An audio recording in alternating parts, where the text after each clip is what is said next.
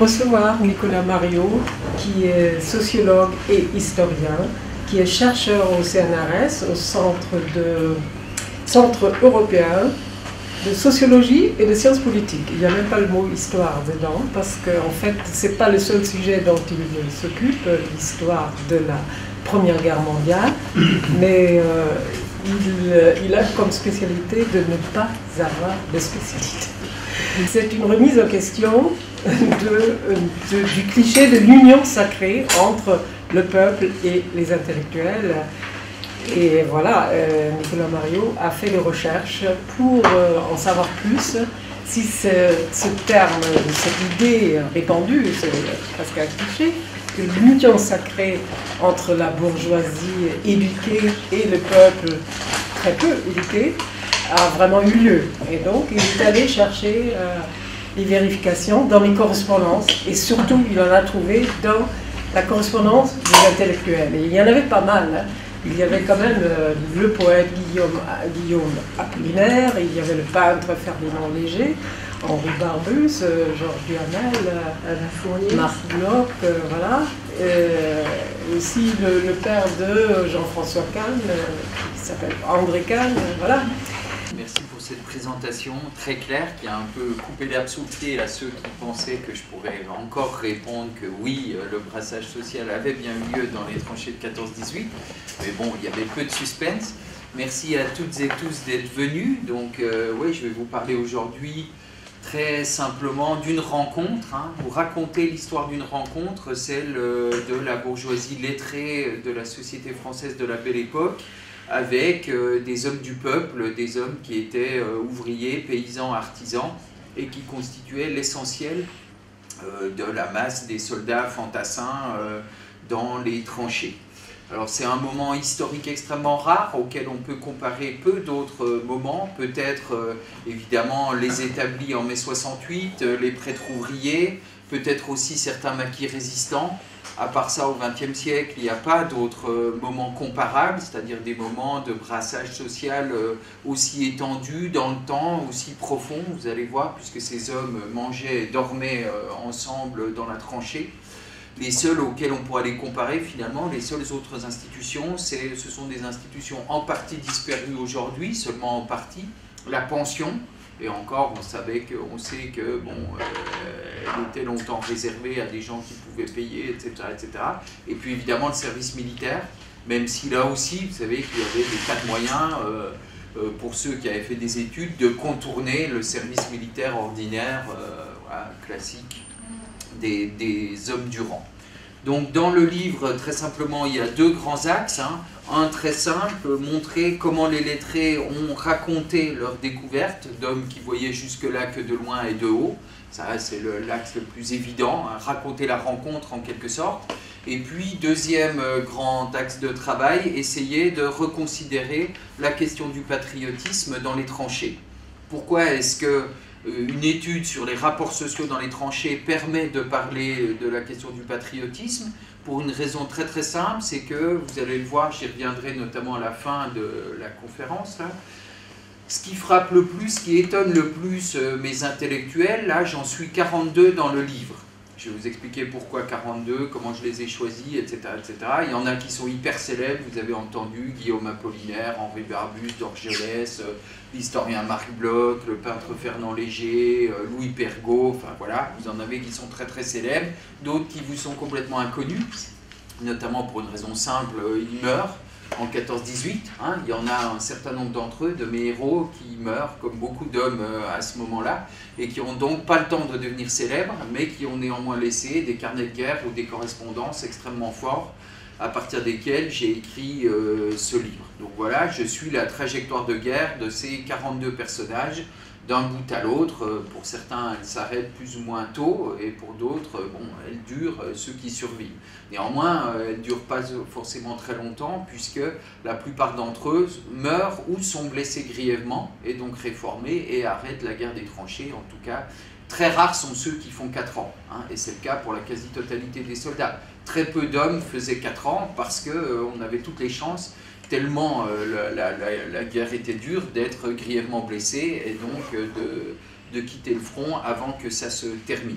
Donc pourquoi est-ce que je prétends parler du patriotisme à partir d'une histoire des rapports de classe dans la tranchée? Pour une raison simple, c'est que la première chose qui étonne et qui frappe ces intellectuels, qui les surprend quand ils arrivent dans les tranchées, ils se disent, mais comment tiennent-ils les autres soldats dans des conditions aussi difficiles, sans avoir en tête ou au cœur les idéaux que j'ai moi, pour faire une belle guerre, une guerre comme il faut.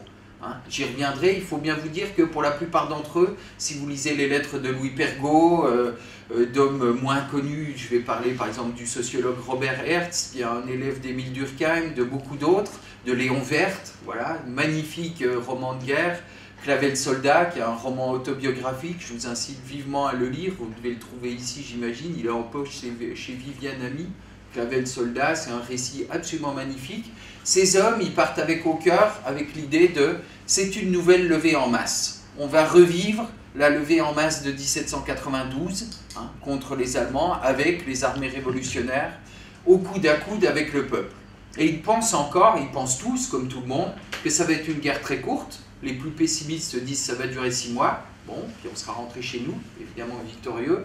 Et surtout, ils sont persuadés que ça va être encore une guerre d'épopée, une guerre napoléonienne, une guerre debout.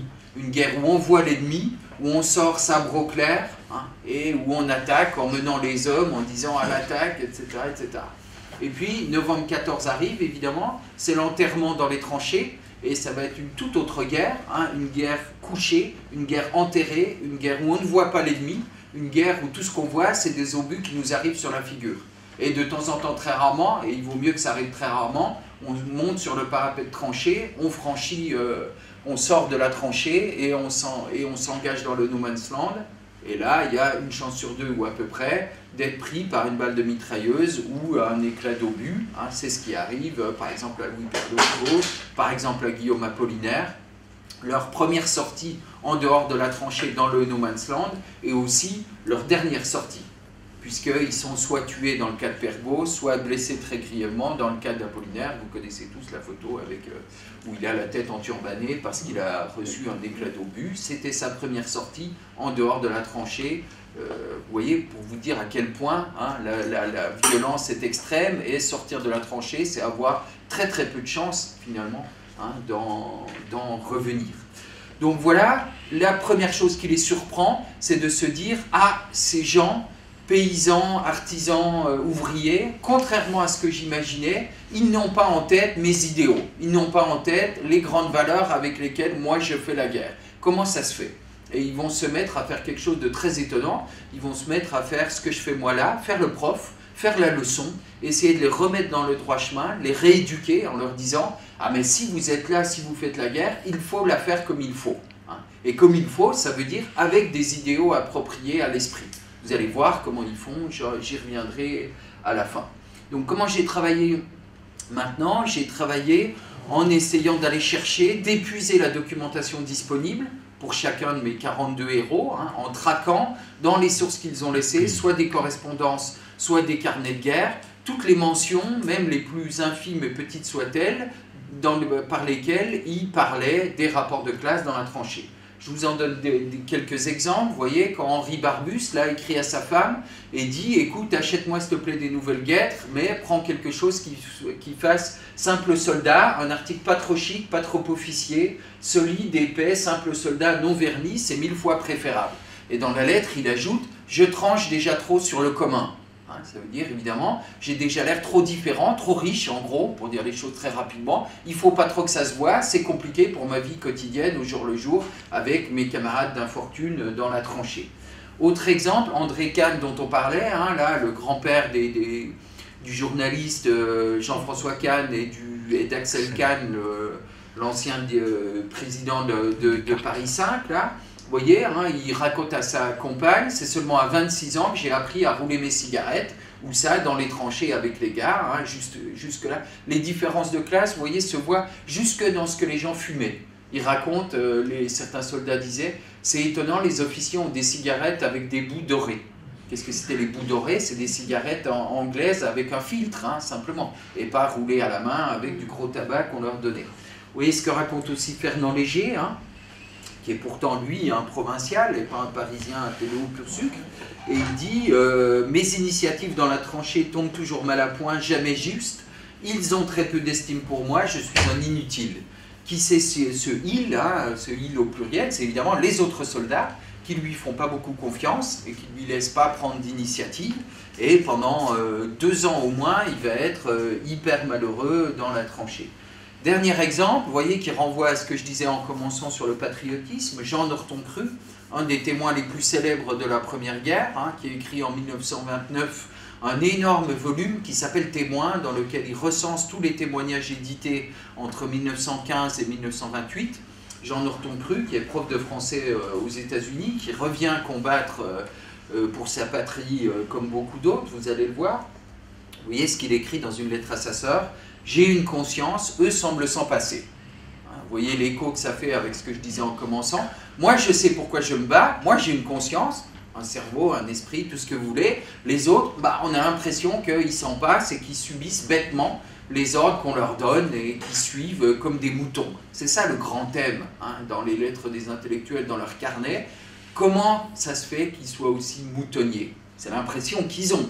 Je ne dis pas évidemment que c'est une description exacte de la réalité, mais en tout cas, c'est l'image qu'ils se font des hommes avec lesquels ils se retrouvent à vivre au quotidien dans la tranchée. Donc vous voyez, j'en ai fini là de la présentation générale du propos. Vous avez peut-être une question qui reste ici pendante. Hein.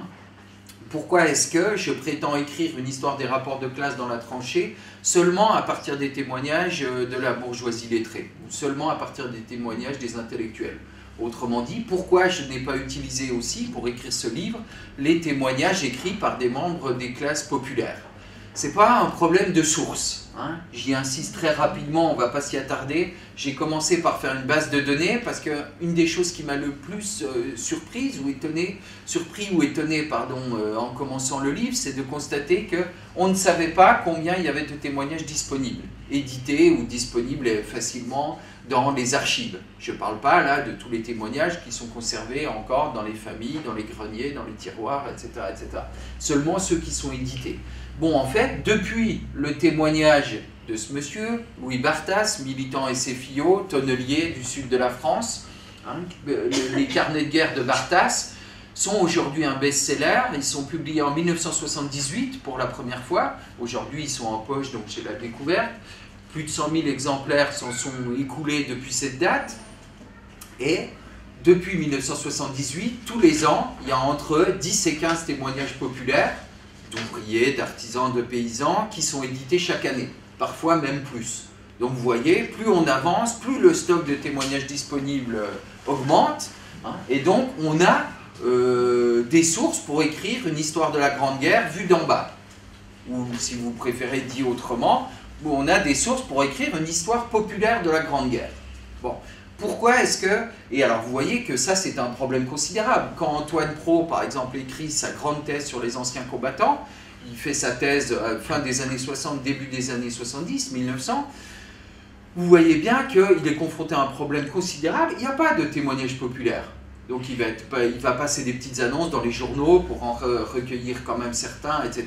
On a des témoignages que de gens issus de la bourgeoisie lettrée qui sont pour la plupart d'entre eux officiers. Donc quand il fait sa thèse, Pro, il ne peut pas écrire hein, cette histoire populaire des tranchées ou cette histoire des tranchées vue d'en bas. Aujourd'hui, la situation est complètement différente. Bon, ma question, c'est pourquoi je n'ai pas utilisé ces sources que j'ai lues, hein, que je connais bien. Maintenant, j'écris en ce moment, j'essaie d'écrire cette histoire populaire des tranchées, qui est beaucoup plus compliquée à écrire que celle des intellos. Je pourrais vous revenir là-dessus plus tard. Pourquoi est-ce que je n'ai pas utilisé ces sources-là dans ce livre? Ça, c'est une chose essentielle qu'il faut que vous compreniez, sur laquelle je vais m'attarder là très rapidement. La raison, elle est très simple. Ça tient à l'organisation de l'armée française avant 1914, et qui s'est maintenue hein, jusqu'à ce que Chirac supprime le service militaire en 1995. On faisait son service militaire, vous savez pour les plus anciens d'entre vous, sur une base locale. C'est-à-dire qu'on allait faire son service militaire dans le régiment de son lieu de naissance en général, de son département de naissance, donc le plus proche dans la sous-préfecture ou la préfecture, le régiment de la sous-préfecture ou de la préfecture, du département dans lequel on était né. Bon. Évidemment, à l'époque, des paysans, ouvriers, artisans, ils bougent très peu. Hein. En général, ils se retrouvent dans l'usine, près de leur maison natale, ou les paysans dans la ferme où ils sont nés. Bref, ils font leur service dans leur département de naissance, et donc ils retrouvent tout au long de leur service militaire des gars du coin, des gars qui connaissent, les conscrits. Autrement dit, ils ne changent pas de milieu social quand ils partent au service militaire. C'est ça qu'il faut que vous reteniez. Hein, ils se retrouvent avec des gars qui ne parlent pas toi comme eux, qui jouent au même jeu de cartes, qui vont dans les bistrots boire des coups, voilà, qui ont les mêmes types de sujets de conversation, etc., etc. Quand sonne le tocsin de la mobilisation en août 14, ça ne change rien. Ils montent dans le train, si vous ouvrez n'importe quel témoignage populaire, vous verrez, ils montent dans le train, souvent c'est la première fois qu'ils quittent leur région natale, la première fois qu'ils passent par Paris, mais ils racontent tous à leur famille « Ah, je suis hyper content, évidemment je suis triste de partir, de vous quitter, mais je suis hyper content parce que j'ai retrouvé dans le train un cousin, un conscrit, un voisin du village d'à côté, etc., etc. » Donc ils partent encore avec des gars du coin. Ça va changer au cours de la guerre, bien sûr, à cause des morts hein, et du brassage géographique. L'armée est obligée de mélanger, à partir d'un certain moment, enfin à partir de la mi-1915, de mélanger les régiments et de brasser des Bretons, des Basques, des gars du sud de la France, et je ne sais pas où vous voulez, et du nord, et de les mélanger. C'est pour ça que le français, comme langue, le moment où le français devient véritablement une langue nationale, c'est la Première Guerre. C'est-à-dire à partir du moment où les gars ne peuvent plus parler que patois hein, et utilisent le français pour communiquer entre eux. Le français qu'ils connaissent, ils sont passés par l'école, mais qui n'est souvent pas leur première langue. Bref, ils partent avec des gars du coin. Là aussi, la guerre ne change pas le milieu social dans lequel ils vivent. D'accord ? Ils retrouvent des gens qui ont les mêmes habitudes sociales qu'eux aux tranchées. Il en est tout différemment de mes intellectuels. Pourquoi? Là, il faut que je redise deux mots du système scolaire à l'époque avant 14. Là, 95% de la population, filles et garçons, arrêtent l'école à 12 ans ou plus tard, et au mieux avec le certificat d'études primaires. 95% de la population. Et après, ils vont travailler. Bon. Il y a un tout petit morceau encore, 3% de la population, qui passe par l'école primaire supérieure, qui mène au plus aux écoles normales d'instituteurs. C'est la voie d'élite pour les classes populaires. C'est encore l'école gratuite. On a l'école primaire, jusqu'à 12 ans, gratuite. L'école primaire supérieure, qui mène aux écoles normales, encore gratuite. Et puis à côté, pour 2% d'une classe d'âge, une toute petite élite, il y a le lycée, qui est payant, même le lycée public, hein, qui se caractérise par une langue de la distinction, qui est une langue morte, que personne n'utilise, mais qui fait la distinction du bourgeois, c'est la maîtrise du latin, hein, qui est la matière en classe auquel est consacré le plus d'heures au lycée avant 1914, hein, bien avant l'histoire géo, les maths ou la philo, ou tout ce que vous voulez, hein, on fait d'abord du latin, bon, et cette toute petite élite passe le bac, c'est cette petite élite-là qui passe le baccalauréat. Le baccalauréat, c'est 2% d'une classe d'âge à l'époque chez les garçons. Je ne vous parle pas des filles, là. Hein. Les filles, c'est... Alors, chez les garçons, c'est 8000 garçons chaque année sur 300 000 conscrits à peu près. Entre 300 et 310 000 conscrits. Mais vous voyez, 8000 sur 300 000, c'est 2% d'une classe d'âge. C'est rien du tout. Bon. Et les femmes, c'est encore moins. C'est moins de 1000 filles chaque année qui ont le bac à l'époque. Bon. Ces 8000 garçons, ce sont mes gars là, mes 42, eux ils ont le bac, eux ils appartiennent à cette toute petite élite. L'État français, évidemment, dit bah, vous êtes très très peu nombreux, vous êtes fait pour encadrer les autres, donc on vous permet de faire un autre type de service militaire que les hommes du rang. En 1889, service obligatoire, républicain, pour tout le monde, la plupart des gens, ceux qui s'arrêtent à 12 ans, là, qui vont à l'école primaire, eux, ils ont obligation de faire 3 ans de service militaire, plus des périodes de rappel, etc. etc. Ça a descendu à 2 ans en 1905, mais enfin bon, je ne vais pas rentrer dans les détails.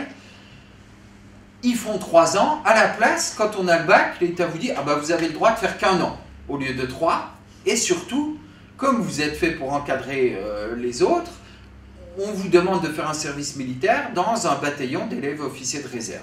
Donc il faut un service à part, hein, plus court et à part, pas avec les hommes du rang pour devenir officier de réserve. La plupart d'entre eux sont officiers de réserve. C'est en ce sens que mes héros sont des exceptions, parce que je les ai choisis partant dans le rang, pour qu'ils vivent avec les soldats ordinaires, je vais y revenir. Ils ne sont pas, comme la majorité des gens issus des classes supérieures de l'époque, ils ne sont pas officiers de réserve en 14. Bon, bref, tout ça pour vous dire que qu'est-ce qui leur arrive à eux en 14? Ah oui, puis souvent ils sont réformés. Dès qu'ils ont un petit problème, yop comme une taupe comme moi, ou un problème à un pied, ou tout ce que vous voulez, l'armée leur dit, très bien monsieur, vous avez le bac, vous n'avez pas besoin de faire votre service militaire, on vous réforme. Arrive la mobilisation en 14, l'armée, là, ils veulent tous y aller. Henri Barbusse était réformé du service militaire, il ne l'a jamais fait, il s'est présenté tout de suite dans un bureau de recrutement pour y aller, le philosophe Alain c'est la même chose, etc., etc. Il y en a un paquet dans mes 42 qui n'avaient pas fait de service et qui se portent volontaires pour partir. Toujours pareil, hein, faire cette levée en masse, grande guerre, tac, tac, tac, défendre la patrie et se retrouver au coude à coude politiquement avec les gens du peuple. Qu'est-ce qui leur arrive? L'armée, souvent ils sont montés faire leurs études supérieures à Paris, ou dans des grandes villes de province où il y avait déjà des facultés, mais il n'y en avait pas énormément à l'époque. L'armée les redispatche dans des régiments de province où ils ne connaissent absolument personne. C'est ça qui leur arrive à ces hommes. Hein. Tout d'un coup, vous voyez bien que le milieu de vie à l'armée pendant la Grande Guerre, c'est la section régimentaire. La section régimentaire, c'est 50 hommes. Voilà. C'est le milieu de vie. Des gars qu'on connaît bien, etc., etc. Et bien vous voyez bien qu'ici, ils sont 2% d'une classe d'âge. Hein, s'ils se retrouvent dans une section régimentaire de 50 hommes, il y a très peu de chances qu'ils retrouvent quelqu'un qui leur ressemble, comme ils disent, quelqu'un de mon espèce. Ce qu'on retrouve dans les lettres, c'est « je cherche désespérément quelqu'un de mon espèce ». Quelqu'un de mon espèce, c'est quelqu'un de mon espèce sociale, quelqu'un qui me ressemble, quelqu'un qui a de la conversation comme moi. En gros, un autre bachelier. Ils ont toutes les chances de ne pas en retrouver un, et donc ils sont... Si vous voulez, c'est pour ça qu'ils racontent tout le temps l'état des rapports sociaux dans la tranchée, parce que leur isolement social leur saute à la figure. Leur solitude sociale leur saute à la figure. Hein. Imaginez-vous, quand vous allez en voyage à l'étranger loin, que vous découvrez une culture que vous ne connaissez pas. Bon, ben, c'est exactement ce qui se passe pour eux. Hein. Vous ne racontez pas à votre famille quand vous écrivez une lettre ou un mail aujourd'hui ou quand vous allumez Skype ou je ne sais quoi, que vous parlez ou que vous ramenez des trucs de voyage à l'étranger, vous ne racontez pas ce qui ressemble à votre vie quotidienne à Antony. Vous regardez, vous racontez ce qui vous surprend, ce qui vous étonne, ce qui est différent, ce qui ne ressemble pas à votre vie ordinaire. Et bien c'est exactement ce que font mes 42 là, hein. Ils racontent ce qui les surprend, ce qui les étonne. Et qu'est-ce qui les surprend, qu'est-ce qui les étonne? Et bien c'est à quoi ressemblent ces gars qui connaissent hyper mal et avec lesquels ils se retrouvent obligés de vivre au quotidien, de manger, de dormir dans la tranchée. C'est pourquoi, et j'y reviens, vous voyez que je suis mon petit fil, hein, c'est pourquoi on comprend que ce sont eux qui parlent des rapports sociaux dans la tranchée et pas du tout les autres. Pour les autres, les ouvriers, les paysans, le milieu social ne change pas beaucoup. De temps en temps, ils ont un hurluberlu là, étonnant, qui est à le bac, etc., qui se retrouve parmi eux. Et la seule chose qu'ils en disent, c'est « qu'est-ce qu'il fait là ?» Et d'ailleurs, c'est aussi ce que va se dire l'armée, puisque vous allez voir que s'ils démarrent dans le rang, très vite, enfin pas très vite, mais au bout d'un certain moment, souvent, l'armée va leur dire bon, « vous n'avez rien à faire là. Vous êtes fait pour encadrer, donc on va vous donner une promotion, vous allez devenir officier et retrouver la place qui vous sied, monsieur. » Donc la plupart d'entre eux, de mes 42, eh bien, s'ils démarrent dans le rang, ils finissent la guerre comme officiers. Sauf ceux qui, pour des raisons politiques, refusaient le galon. Par exemple Henri Barbusse, par exemple le philosophe Alain et quelques autres moins connus. Je vous donne des exemples de cette solitude sociale. Vous voyez l'isolement, ce que raconte Jules Isaac, le grand historien, l'auteur du manuel Le Mal et Isaac. Hein. Vous voyez ce qu'il dit, là où on se bat, là où on écope et là où on meurt, le peuple y est, et une infime minorité de bourgeois qui font honnêtement leur devoir ou trop candides pour se défiler. Évidemment, l'infime minorité de bourgeois trop candides pour se défiler, c'est lui, c'est Jules Isaac, c'est lui dont il parle là. Hein. Même chose avec Jules Puech, vous voyez, un docteur en droit, qui c'est tragiquement ironique, qui dirigeait une revue qui s'appelait La paix par le droit avant 14, mais qui s'engage comme un seul homme. Il écrit lui aussi « Où sont donc les intellectuels, tués, embusqués au feu réformé? En tout cas, il n'en pleut pas ici, je suis tout seul. » Et vous voyez Jean Lémonerie, un tout jeune homme, classe 15, il a 20 ans en 1915, hein, Vous voyez ce qu'il raconte, ce que je vous disais tout à l'heure. Je suis le seul bachelier complet de ma compagnie. Cela m'a déjà valu quelques corvées en supplément, notamment de balayer la chambre 3 matins de suite. Hein, ils deviennent des sortes de souffre-douleurs, hein, parfois, pas tous, mais certains d'entre eux, de leur section régimentaire, justement. Voilà, donc tout ça pour vous expliquer hein, pourquoi j'ai utilisé essentiellement, enfin uniquement comme source, les écrits des intellectuels de la Belle Époque et pas les écrits des classes populaires. Maintenant, très rapidement, comment j'ai choisi les 42? 3 critères de choix très simplement. Hein, donc parmi les 750 témoignages disponibles dont j'ai pu reconstituer qui étaient leurs auteurs très précisément, il y en a plus de témoignages disponibles que 750, mais il y en a à peu près ce nombre-là pour lesquels j'ai pu reconstituer la trajectoire biographique de leurs auteurs, leur profession en 14, leur trajectoire scolaire et puis leur parcours militaire pendant la guerre. Donc comment j'ai choisi mes 42 héros là-dedans? Très simplement, ils ont 3 critères qui les unissent. Un, ils sont hyper homogènes socialement, ils appartiennent tous à la bourgeoisie lettrée de la Belle Époque, vous l'aurez déjà compris. En gros, ils ont tous le baccalauréat, à quelques rares exceptions près, mais bon, vous me les accorderez, c'est par exemple Apollinaire, qui rate son bac et qui ne le représente pas, mais bon, on ne peut pas l'assimiler à un paysan du fin fond du Pays Basque. Mais voilà, sinon ils ont tous le baccalauréat, donc ils appartiennent à cette infime élite des 2% d'une classe d'âge avant 14. Ça, c'est le premier critère de choix. Le second critère de choix, je vous l'ai déjà donné, il était essentiel pour moi, puisque je voulais raconter cette rencontre entre les hommes de la classe supérieure et le peuple, il fallait qu'ils vivent au quotidien avec eux pour me raconter cette rencontre. Donc, il fallait qu'ils partent dans le rang, comme simples soldats, ou au plus comme sous-officiers. C'est-à-dire qu'ils mangent et qu'ils dorment avec les autres soldats. Ça, c'est le second critère de choix, partir dans le rang. Et puis le troisième et dernier critère de choix, c'est avoir écrit des sources au jour le jour. C'est-à-dire soit des lettres, des correspondances, soit un carnet de guerre. Pourquoi c'est hyper important cette question de l'écriture au jour le jour? Parce que, je voulais qu'il me raconte une rencontre, donc il la raconte au quotidien, et on peut voir les évolutions des choses à travers leurs lettres ou à travers leur carnet de guerre qu'ils écrivent quotidiennement. Et puis surtout, si on s'intéresse au roman écrit après-guerre, hein, eh bien on ne comprend plus rien parce qu'il y a des tas de choses qui deviennent complètement indicibles après-guerre, qu'on ne peut plus écrire.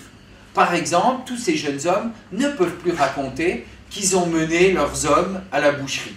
Ça devient indicible dans les années 20, une fois que le pacifisme est en place, hein, une fois qu'on a compris ce qu'a été la Grande Guerre. Ça devient indicible. Donc si on veut vraiment comprendre ce qu'était l'état d'esprit de ces hommes, il faut travailler sur des sources contemporaines de la guerre elle-même, et pas écrites après coup, où ils gomment des tas de choses. Je vous en donne 2 exemples. Quand des doublons existaient, hein, c'est-à-dire qu'on avait et le roman et les lettres, pour des tas de gens célèbres, on a les deux. Par exemple, Henri Barbus, on a Le Feu et les lettres à sa femme. Pour Élie Faure, là, il a écrit un magnifique roman de guerre qui s'appelle La Sainte Face, complètement halluciné, qu'il écrit dans les tranchées, lui. Et on a aussi les lettres à ses amis intellectuels ou à sa femme. Chaque fois qu'on avait des doublons, j'ai choisi les lettres et pas le roman. Pour Barbus, j'ai choisi les lettres à sa femme et pas Le Feu. Pourquoi? Parce que c'est évidemment dans les lettres à sa femme qu'on trouve tout à l'heure hein, l'histoire des guêtres, qui fasse simple soldat. Évidemment, il s'est bien gardé de rapporter ça dans Le Feu, Henri Barbus. Il a gommé des tas de choses de son expérience de guerre, qui rendent très troublantes d'ailleurs hein, le choix qu'il fait au congrès de Tours de la SFIC et du Parti communiste après-guerre. Quand on lit ses lettres, on a une toute autre image d'Henri Barbus, ses lettres de guerre, que celle qu'il a pu donner dans les années 20 ensuite. Idem pour Élie Faure. Hein, vous voyez que si vous lisez La Sainte Face, vous ne trouverez absolument pas cette sentence extrêmement dure socialement qu'il raconte à un de ses amis. Hein. Je me sens très loin d'eux quand je leur parle, très près d'eux quand je les regarde agir. Il parle évidemment des autres soldats, hein, ça veut dire c'est une des choses qui les a fascinés. Je les aime beaucoup parce que j'aime beaucoup leurs habiletés manuelles. Hein. C'est des bons bricoleurs, ils m'apprennent des tas de choses sur le plan technique, manuel, j'aime bien les regarder faire. Dès qu'ils ouvrent la bouche, c'est beaucoup plus embêtant. Ils m'empêchent de lire tranquille, etc., etc. Ils font trop de bruit, ils sont braillards, etc., etc. C'est ça que ça veut dire cette phrase. Hein. Je me sens très loin d'eux quand je leur parle, très près d'eux quand je les regarde agir. Voilà, hein, c'est ça qu'ils racontent. Et évidemment, Élie Faure raconte ça, écrit ça dans les lettres à sa famille, ou à ses amis plutôt, pas du tout dans la Sainte Face. Donc vous voyez pourquoi il faut travailler sur des lettres contemporaines de l'événement et pas sur des écrits après coup. J'en viens maintenant très vite à ce qu'il y a dans le livre. Je passerai rapidement sur la première partie. Donc, vous avez parlé un tout petit peu tout à l'heure en évoquant la question des soldes. Voilà, par exemple, les différences de soldes sont plus marquées que les différences salariales avant 14. C'est quelque chose de tout à fait étonnant, bon, qu'on ne dit jamais. Ce qui permet, c'est la Grande Guerre est le premier moment où la société française connaît l'inflation. Avant, on a le franc or hyper stable et tout, et la guerre, c'est un moment d'emballement complet de la monnaie avec une inflation qui devient de plus en plus forte, les prix augmentent à toute vitesse.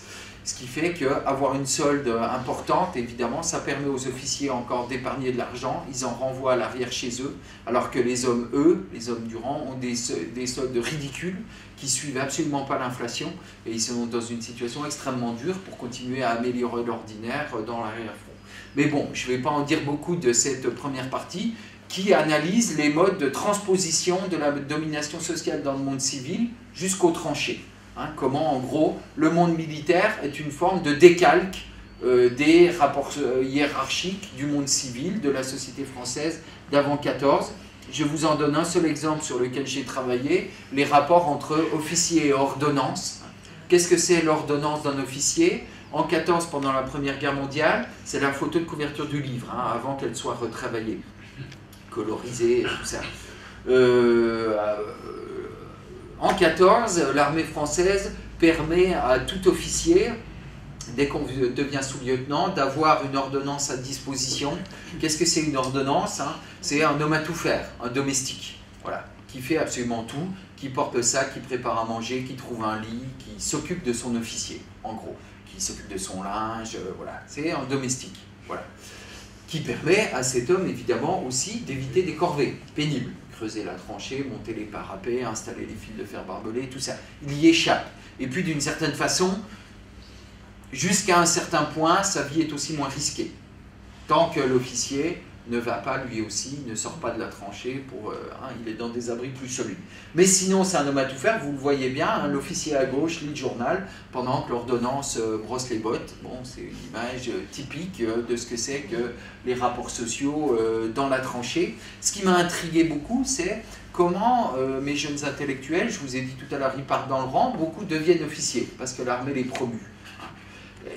Comment expliquer le fait que tout d'un coup, ils trouvent aussi naturel et évident qu'on leur octroie à 20 ans une ordonnance, un homme à tout faire. Ils trouvent ça absolument naturel, vous le voyez ici, Marcel Ethévé, un jeune homme qui a 20 ans, qui est élève à l'école normale supérieure en 14 encore. Vous voyez ce qu'il écrit, il parle comme une espèce de grande bourgeoise du 16e arrondissement. Mon ordonnance sans paix est une perle. Quand nous déménageons de secteur, je n'ai rien à lui dire. Il sait ou devine ce que je dois prendre avec moi dans ma musette, ce qu'il doit mettre dans le sac. Et vous voyez comment il finit. Bon, jamais ne rouspète, toujours content et très discret. Il partage ma cagna en ce moment. Il couche dans la niche au-dessous de mon auge à paille.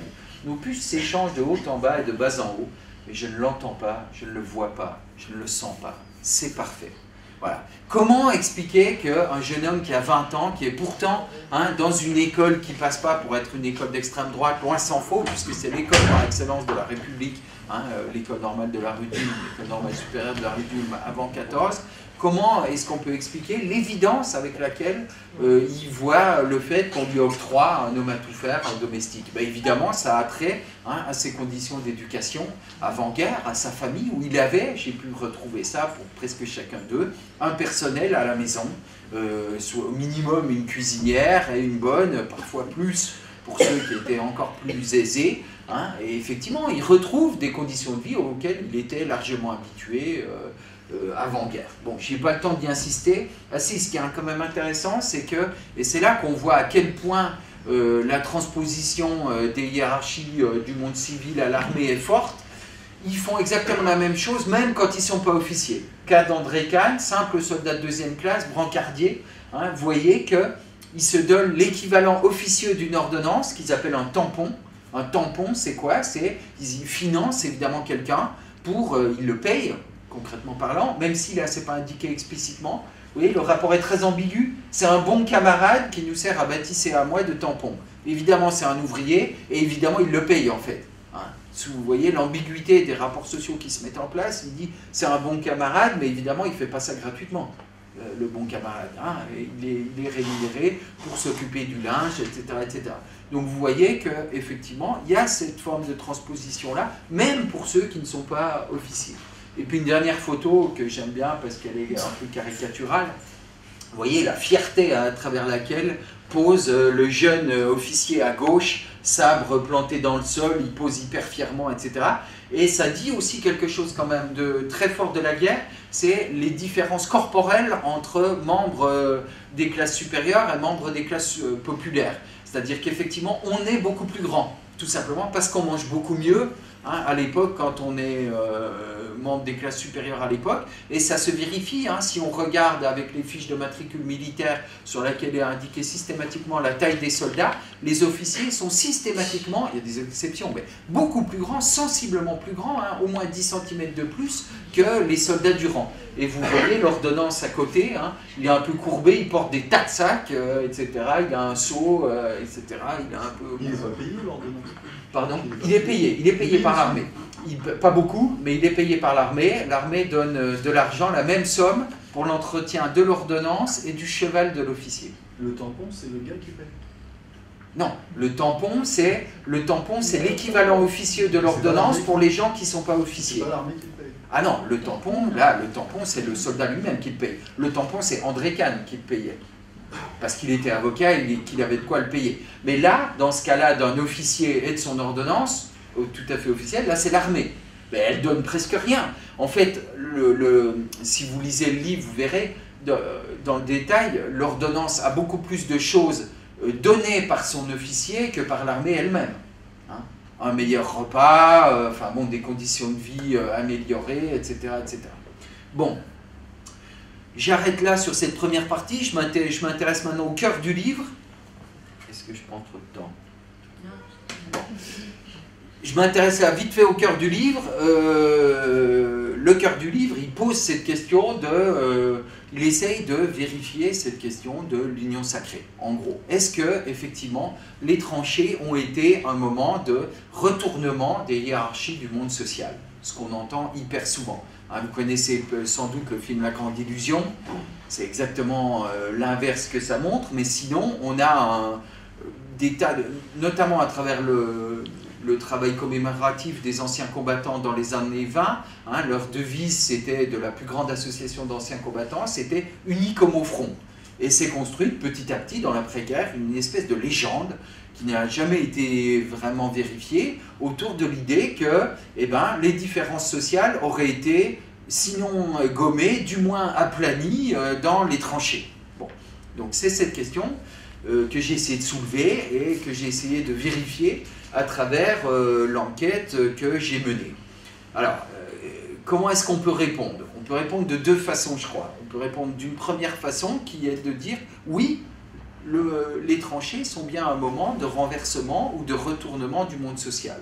Mais pour un moment très spécifique de la vie dans les tranchées, qui est celui des travaux de force. Hein? Pour tout ce il faut que vous imaginez bien que donc, le combat tient une place tout à fait réduite dans l'expérience de guerre de ces soldats. L'essentiel du temps est consacré, alors on se tire des obus sans arrêt, ça c'est sûr, mais les moments de combat, les grandes batailles, Verdun, la Somme, tout ce que vous voulez, ça prend infiniment peu de place dans leur expérience de guerre effective. La plupart du temps, ils passent leur temps à attendre, à surveiller la tranchée d'en face, et puis sinon, à consolider le système de défense, donc à creuser des tranchées, à enlever la boue, à installer des caillebotis pour ne pas marcher dans l'eau, à construire des abris, à monter des parapets de tranchées, à installer les fils de fer barbelés, donc à couper des arbres, etc. etc. C'est ça, l'essentiel du temps de ces soldats. Des espèces de travaux de force imposés par la hiérarchie militaire pour consolider sans arrêt le système de défense du front.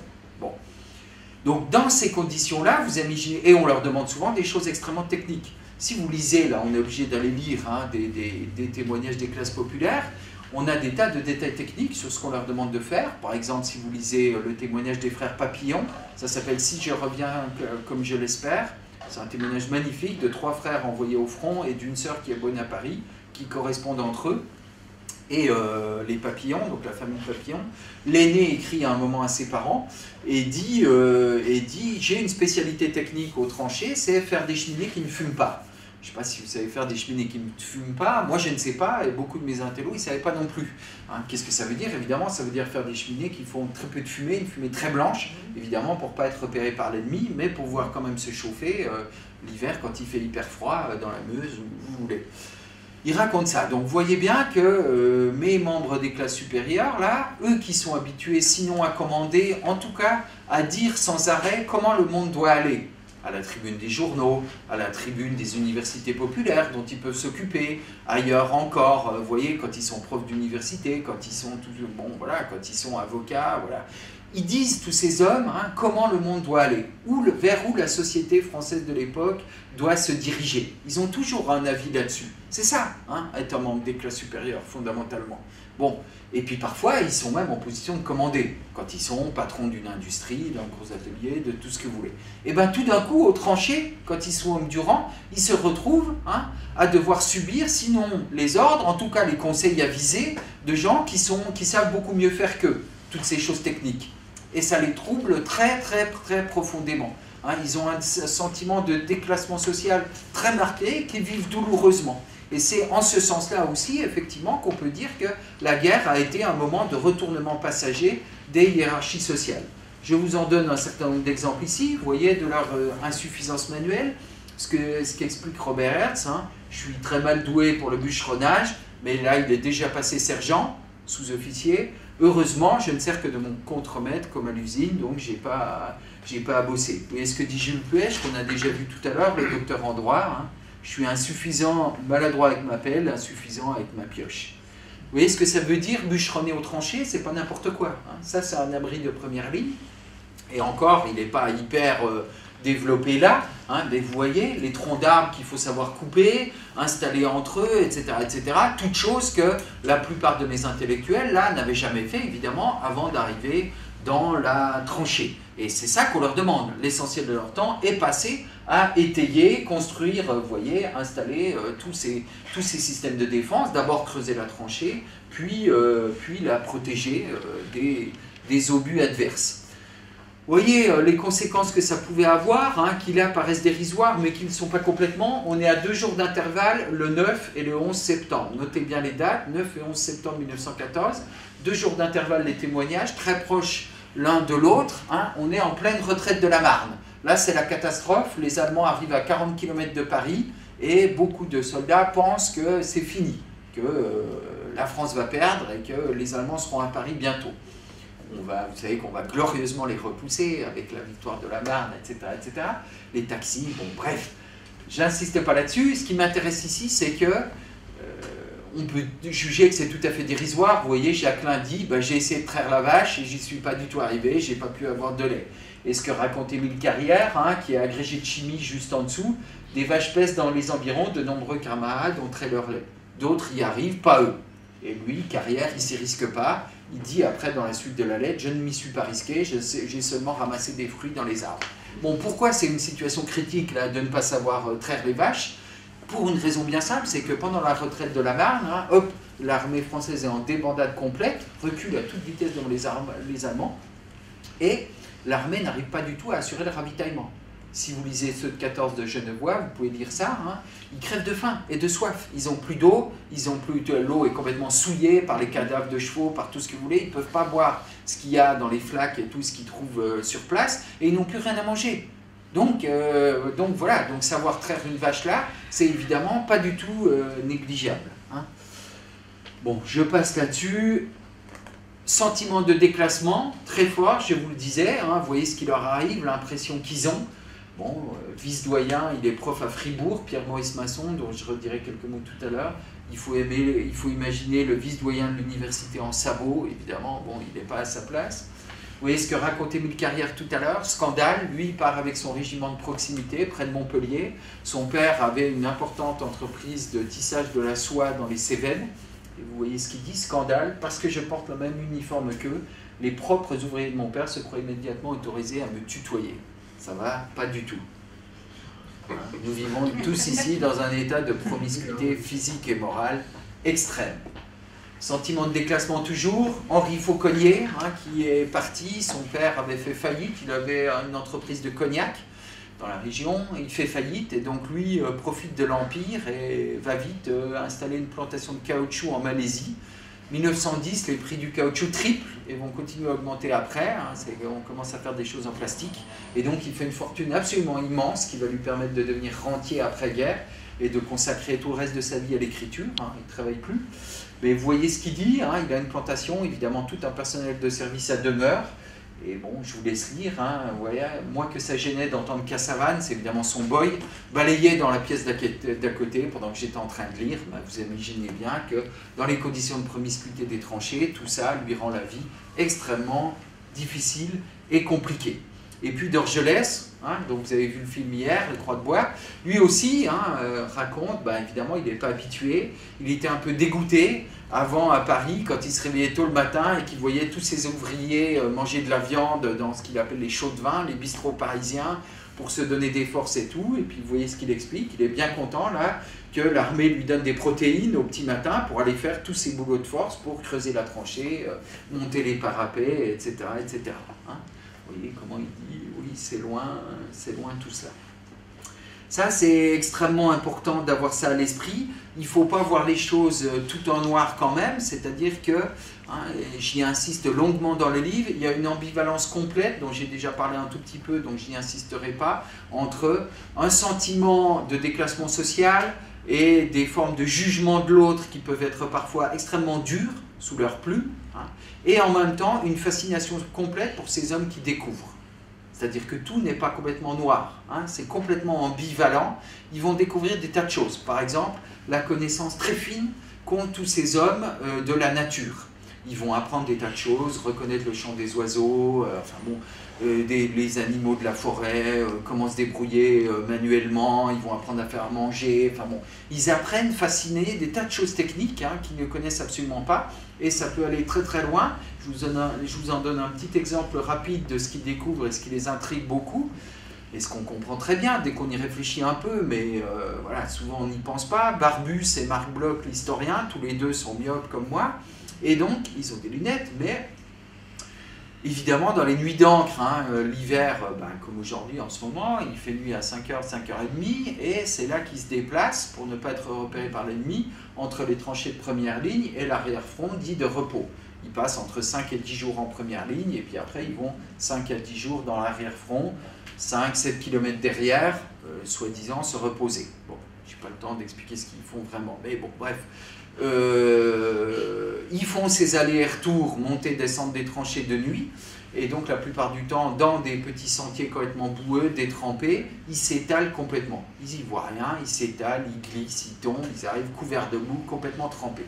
Et ils s'aperçoivent assez vite qu'il y a un certain nombre de gars autour d'eux qui voient beaucoup mieux apparemment, notamment de paysans, ce qui est logique, puisqu'eux rentrent des champs à la ferme de nuit, évidemment l'hiver, quand ils bossent dans les champs.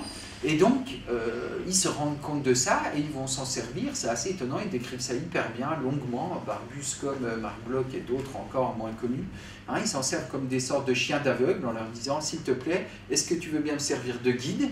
Je vais prendre la lanière arrière de ton sac, je vais la tenir, et puis chaque fois qu'il y a un obstacle, une grosse flaque d'eau, un truc, tu vas me le dire, et puis comme ça, j'éviterai de tomber tout le temps, et ça marche bien. » Les gars les guident et puis ils arrivent moins trempés, moins couverts de boue dans l'arrière-front. Donc vous voyez, il y a tout ça qui joue un rôle extrêmement important dans leur fascination. D'autres vont collecter encore des dictons, vont travailler autour des rumeurs des tranchées. Marc Bloch écrit un magnifique article.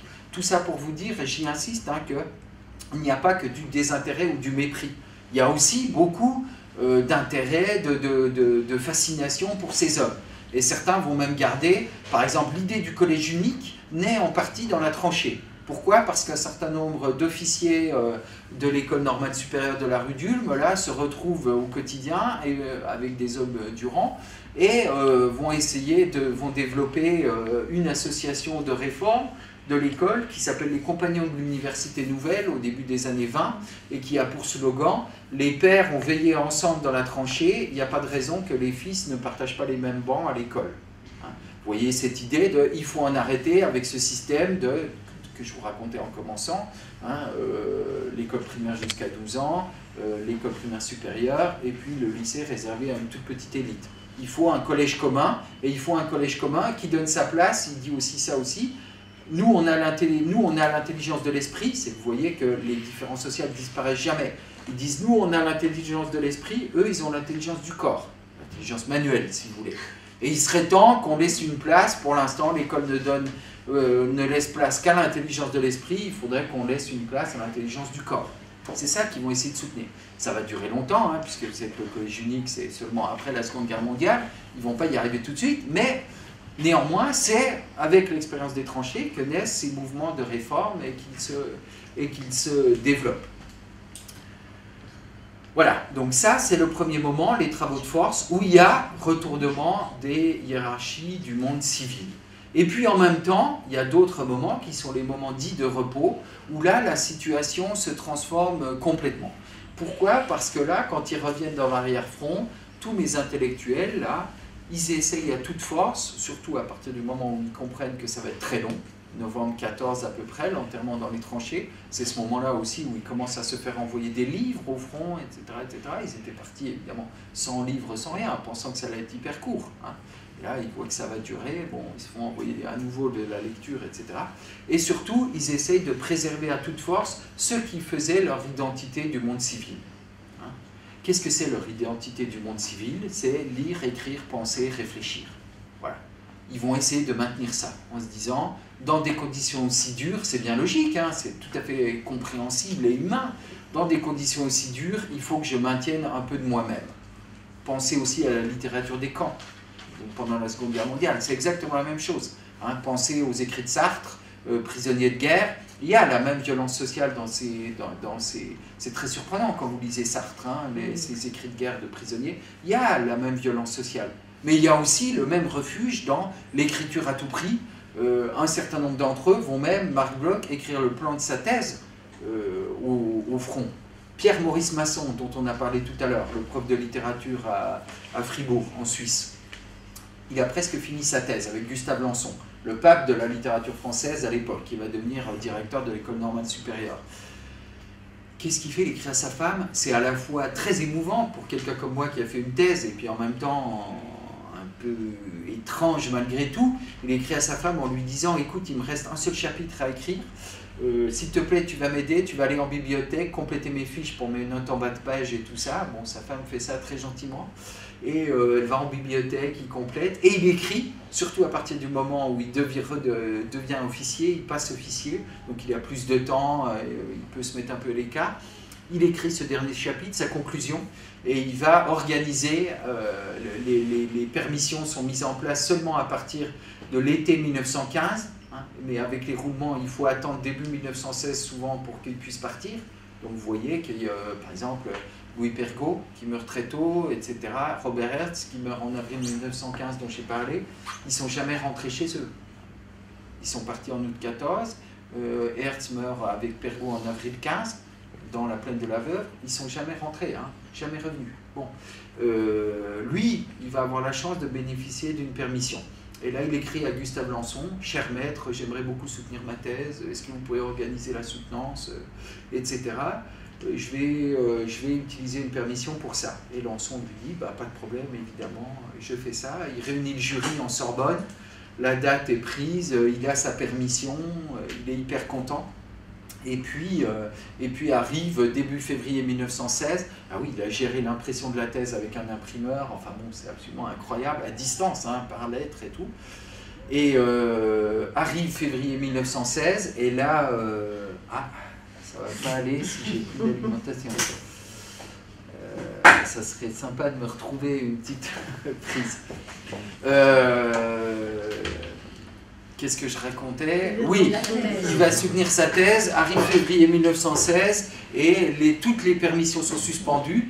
Pourquoi? C'est une bataille hyper connue aujourd'hui, sous le nom de bataille de Verdun, hein, et vous imaginez tragiquement ce qui lui arrive. Bah, le pauvre, il est tué à Verdun, il ne soutient jamais sa thèse, et il a droit à de dérisoires honneurs posthumes. Hein. Maurice Barrès lui écrit un bel article, un docteur posthume, en une de l'Écho de Paris, et puis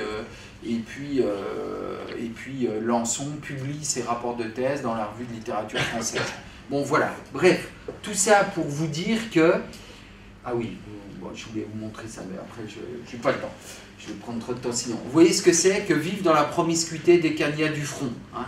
Ils sont entassés les uns sur les autres, et ce qu'ils essaient de faire, c'est préserver du temps pour soi, préserver du temps pour lire, écrire, penser. C'est extrêmement compliqué dans ces conditions-là. Vous voyez des soldats allemands à droite qui jouent aux cartes, des soldats français là, dans une cagna à gauche. Ah oui, pardon. Je peux l'installer si vous voulez. Hein. Vous voyez ce que c'est aussi la promiscuité du front là. En voyant, là ils ont la chance hein, d'avoir un lit dans l'arrière-fond. Normalement, ils n'en ont pas, ils couchent dans des granges, dans le foin, etc., etc. Là, ils se sont mis, vous pouvez les compter, à 6, dans le sens de la largeur du lit, hein, pour dormir. Et là, vous voyez, ils sourient, ils sont contents, ils ont déjà trouvé un lit pour dormir, hein, dans ces situations de promiscuité complète. Encore une autre photo, là, c'est dans un abri de première ligne, vous voyez, là, ils ne sourient plus, hein, c'est plus compliqué, plus difficile, entassés, évidemment, dans des conditions de confort tout relatif, c'est le moins que l'on puisse dire, avec le froid et la dureté des conditions de vie dans la tranchée. Donc la question qui se pose pour eux, vous voyez bien, hein, le jeune homme, j'aime bien cette photo parce qu'on voit ce que c'est que la promiscuité. Bon, ben, vous ne l'avez pas vu, mais ça va revenir. Je voulais vous montrer encore ça quand même. Vous voyez, sur la photo qu'il y avait au début, vous voyez, il y avait un jeune homme qui était en train de lire le journal, un autre qui écrivait une lettre, et puis derrière, des gars qui jouent aux cartes. Bon ben c'est ça, hein, les conditions de vie dans la tranchée, avec des difficultés très grandes pour lire, écrire, penser au calme. À droite, sur l'autre photo, il y avait une photo très émouvante aussi, d'un autre soldat qui n'a pas trouvé d'autre coin calme pour écrire qu'une tombe dans un cimetière. Hein, où effectivement là, il est tranquille. Mais bon, dans des conditions qui sont difficiles, on va dire, pour être gentil. J'aurais d'autres photos à vous montrer. Ce qui m'intéressait là, ce que je voudrais souligner, c'est, vous voyez bien, l'effet mécanique que peut avoir la mise à l'écart sur les rapports sociaux. Bon. Qu'est-ce qui leur arrive? Qu'est-ce qu'ils expérimentent, ces intellectuels, dans la tranchée? Ce qu'ils expérimentent, c'est la condition de la femme écrivain au XIXe siècle. Jusque-là, dans le monde civil, ils avaient, eux, un bureau, une loge, en Sorbonne, quand ils étaient profs d'université, etc., où travailler et écrire au calme. Vous connaissez peut-être le livre de Virginia Woolf, qui s'appelle « Une chambre à soi », « A Room of One's Own » en anglais, hein, qui a été très bien traduit en français par « Une chambre à soi ». Et bien, ce qu'ils expérimentent, mes gars, là, c'est tout d'un coup, la condition de la femme écrivain au XIXe siècle, ils n'ont plus de chambre à eux. C'est de ça dont on les prive, c'est ça qu'ils vivent hyper douloureusement et difficilement. Hein. Virginia Woolf, ce qu'elle fait dans ce livre, c'est d'essayer de comprendre pourquoi il y a aussi peu de femmes écrivain au XIXe siècle. Elle dit, il y a d'abord à ça une raison toute matérielle, les femmes n'ont pas de chambre à elles. Hein, ou travailler tranquille, au calme, etc., pour écrire, contrairement aux hommes. Bon. Les gars dans la tranchée, ils n'ont pas ça. Voilà. Et tout d'un coup, ils se retrouvent durement privés de ces conditions matérielles, et ils essayent à tout prix de les récréer, en se trouvant un petit coin au calme. Teilhard de Chardin, le père Teilhard de Chardin, qui est un des 42 là, dont je traite, il dit ça très bien, il a une très jolie formule, il dit « Je me suis reconstitué un petit pensoir ». C'est une jolie formule, hein. Qu'est-ce que c'est un petit pensoir? C'est un petit coin où penser, où réfléchir simplement au calme. Voilà. Mais vous voyez bien, et c'est ça que j'essaie de montrer et de tenir dans la... et que j'essaie de tenir dans le livre, c'est l'idée que continuer à lire, écrire, penser, réfléchir, c'est aussi mécaniquement se mettre à l'écart des autres. Et donc, renforcer, hein, renforcer la différence sociale par une mise à l'écart physique, qui redouble en quelque sorte, hein, ce qui les différencie les uns des autres. Donc vous voyez que plus la guerre dure, moins les rapprochements sociaux se font. parce que plus chacun essaye de retrouver ce qui faisait leur identité du monde civil. C'est ça qui se joue. Et c'est pour ça que les distances sociales ont au contraire tendance à s'étendre, se creuser, plutôt que s'amoindrir au fur et à mesure que la guerre dure. J'arrête là-dessus, en concluant rapidement et en disant trop vite, ce qu'ils essaient de faire du coup aussi, c'est la première raison à l'augmentation de l'aigreur chez ces hommes-là, chez mes 42 héros, c'est d'abord cette idée-là, qu'ils ne peuvent plus rester les intellectuels qu'ils étaient avant-guerre. Ça, c'est la première raison, hein, d'une aigreur de plus en plus grande qui augmente au fur et à mesure que la guerre dure. Et puis la deuxième raison, c'est la déception fondamentale. Merci beaucoup. C'est la déception fondamentale qu'ils éprouvent vis-à-vis de la question des valeurs avec lesquelles les autres se battent. Je termine rapidement, puisqu'on en était là. Vous voyez, je voulais vous montrer ces photos avant-après. Vous voyez, Henri Jacquelin, ancien élève de l'école normale supérieure aussi, prof de lettres, qui était maire de Quimper et ses fillots juste avant 14. Vous le voyez à sa table de prof de lettres, devant sa bibliothèque à Quimper.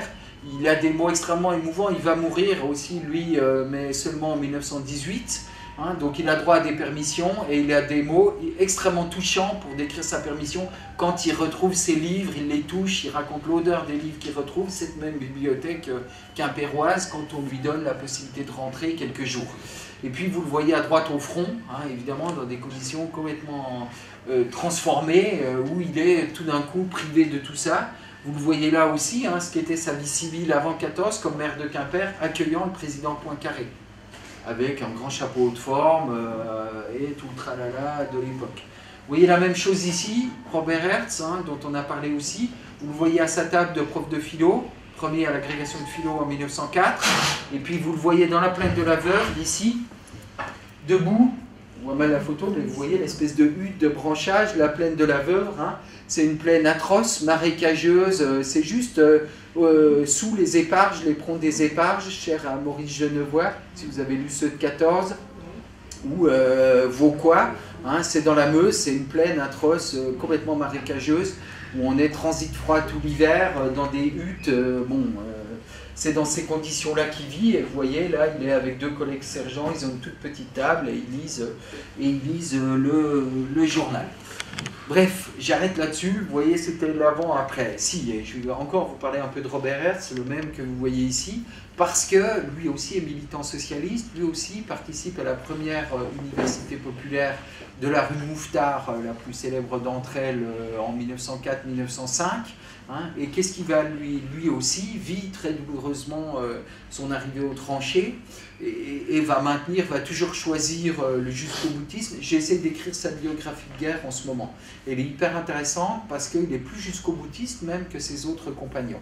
Sa femme, Alice, lui écrit tout le temps et lui dit « Ah, jusque-là, tu as été un intellectuel de papier, tu as écrit de magnifiques tribunes dans les journaux, tu as tenu ta chaire à l'université populaire, mais cette fois tout va changer, tu vas être vraiment au coude à coude avec le peuple et tu vas enfin pouvoir vivre pour de vrai les idéaux pour lesquels on se bat. » Elle dit « Renouer la chaîne rompue entre la levée en masse de 1792 et aujourd'hui. » Bon, il va la renouer très tragiquement puisqu'il meurt le 13 avril 1915. Robert Hertz, que vous voyez ici, ça ne l'a pas empêché entre-temps, vous voyez, de vivre ce que je vous racontais tout à l'heure, la deuxième déception, hein, après la dureté qui leur est laissée de rester eux-mêmes en tant qu'intellectuels, c'est la déception vis-à-vis de leurs compagnons de combat. Ils ne font pas la même guerre, voilà, d'après eux. Et ils vont essayer de les remettre dans leur droit chemin en leur faisant des lectures édifiantes.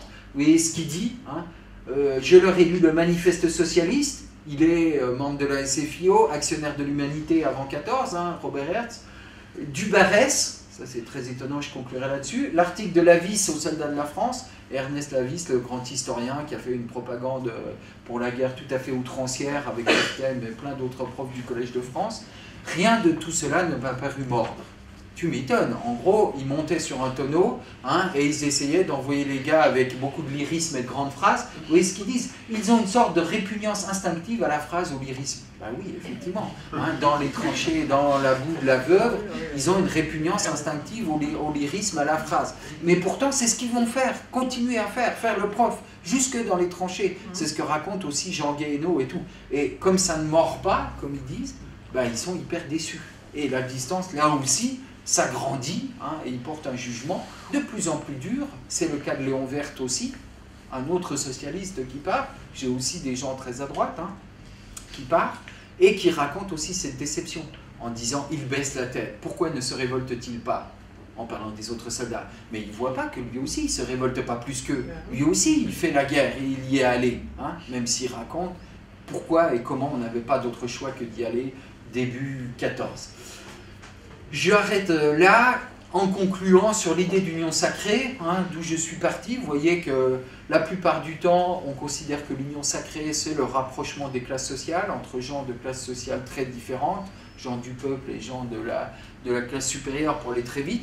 Je ne crois pas du tout que c'est ça, l'union sacrée de 1914. Je crois qu'on peut la définir tout à fait autrement, hein, et qu'on peut la définir de la façon suivante, en disant que l'union sacrée, c'est d'abord la rencontre de gens qui s'étaient combattus très violemment politiquement avant 1914 et qui se retrouvent bras droit de l'État dans les tranchées. Je vous donne des exemples pour que vous voyez exactement de quoi il s'agit. Hein, c'est des gens qui s'étaient combattus très violemment avant 14. Qu'est-ce que ça veut dire ça?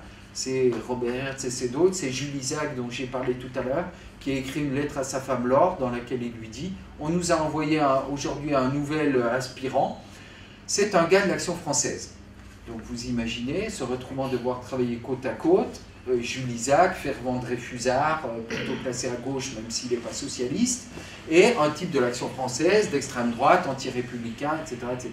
Et bien la phrase suivante dans la lettre à sa femme Laure, c'est « Eh bien je me suis rendu compte que j'avais plus de choses à lui dire qu'à beaucoup de mes gars. » C'est ça l'union sacrée, c'est ça. Hein, c'est découvrir qu'effectivement, on a plus de choses à partager en appartenant à la même classe sociale. C'est ce que raconte la grande illusion. Hein. On a plus de choses effectivement en partage en se faisant les bras droits de l'État, en défendant la patrie, qu'en parlant avec beaucoup des hommes avec lesquels on vit. C'est exactement la même chose chez Robert Hertz. Hein. Vous voyez que ce qui va complètement sidérer, mais à tort à mon avis, Émile Durkheim, son maître de thèse, le père de la sociologie française, quand il va lire les lettres de Robert Hertz, sa femme l'invite à une visite de condoléances, elle lui fait lire les lettres de son mari et de l'élève de Durkheim en lui disant « Cher maître, j'aimerais beaucoup que vous écriviez la notice nécrologique de Robert. » Il dit « Bien sûr, je vais le faire. » C'est tout à fait tragique pour lui. D'ailleurs, on peut penser qu'il ne survivra pas à ça, puisqu'il meurt en 1917, Durkheim, finalement assez jeune, après avoir perdu son fils spirituel Robert Hertz et son fils de chair, André Durkheim, qui meurt dans les Dardanelles également. Hein. Et tout ça après avoir fait une propagande, vous connaissez peut-être les lettres à tous les Français, hein, qu'il écrit, une propagande de guerre jamais démentie, jusqu'en 1916. Bref, mais ce qui l'étonne beaucoup, Émile Durkheim, quand il lit les lettres de Robert Hertz, c'est de découvrir que Hertz cite en bon terme Maurice Barrès. Évidemment, Maurice Barrès, c'était l'ennemi politique avant 14. Hein, un anti-Dreyfusard fervent, patron de la Ligue des Patriotes en 14, etc. Donc Durkheim, il ne comprend pas comment Robert Hertz peut parler en bon terme de Maurice Barrès. Pourtant, il ne devrait pas être étonné. Il ne devrait pas être étonné. Il a fait une propagande de guerre tout à fait forte à l'arrière depuis Paris, et il voit bien que s'ils veulent tenir dans une guerre qui sinon n'a plus aucun sens, eh ben, il faut partager les mêmes valeurs patriotiques que Maurice Barrès. Sinon tout s'effondre, sinon cette guerre pour laquelle on est parti tête baissée en fonçant tout droit, hein, ce qu'a fait Robert Hertz, elle n'a plus aucun sens, et elle devient complètement folle. Alors il y en a qui vont vraiment devenir fous au sens propre du terme, et il y en a qui vont s'accrocher à ça, en disant, ben oui, je fais la même guerre que Maurice Barrès, ou à peu près la même. Qui lui est à l'arrière, mais en tout cas des gens qui lui ressemblent. Donc c'est ça fondamentalement l'union sacrée, c'est ça qui se passe et qui est très troublant, et qui ne se repassera plus dans les autres guerres suivantes, ni la seconde, ni la guerre d'Algérie, ni la guerre d'Indochine. La guerre d'Indochine est une guerre plus particulière. Hein, ce type d'union-là, tête baissée pour la défense de la patrie, ça n'arrivera plus. C'est un moment historique extrêmement précis qui qualifie ce qui se passe pendant la Première Guerre. Bon, j'ai trop parlé, j'arrête là. On vous remercie.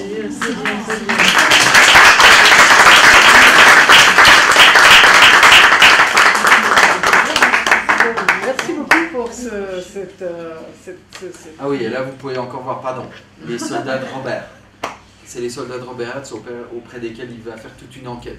Je fais un livre là-dessus, vous pouvez les retrouver. J'ai essayé de retrouver qui ils étaient, d'où ils venaient, etc., etc. Et on peut le faire. Hein, c'est tous des paysans mayennais dont on peut retracer la trajectoire biographique.